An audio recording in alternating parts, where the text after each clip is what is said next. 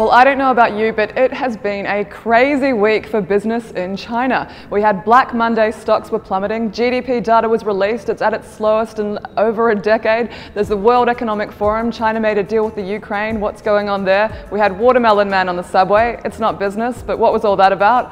Where do I begin? Monday. Well, the Shanghai index plummeted by 7.7%, with over 100 companies falling by 10. And I should add, that is the daily limit. You cannot fall any further. It came after the government disciplined 12 major brokerages, including China's 3 leading firms. It was part of a government move to crack down on risky lending, but it seemed to get investors very nervous indeed. And Tuesday was another big day with the release of China's annual GDP figures, showing that China had grown by only 7.4% last year. That's its slowest since 1990 and has prompted some pretty big doom and gloom headlines from around the world. Well, you might think that there was chaos and panic in the streets of China.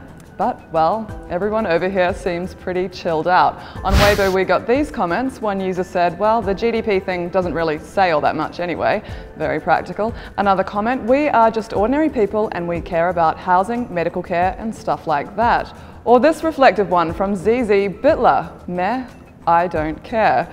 Very telling indeed. Meanwhile, Li Keqiang seems to agree with that sentiment. At the World Economic Forum this week, he said that the new figures show China is moving into its new normal growth period and that China won't face a hard landing. Later in the week, the Premier spoke to Ukraine's leader Petro Poroshenko and pledged active support in ending the crisis. They also agreed on currency swaps of up to $2.41 billion. Not to take sides or anything, China also agreed to build a $242 billion high-speed railway linking Beijing to Moscow. That brings the journey down to 2 days. Finally this week, China became a net exporter for the first time. Outbound direct investment surged by 14.1% to $102 billion. That nearly matches inbound investment, well, give or take a few billion.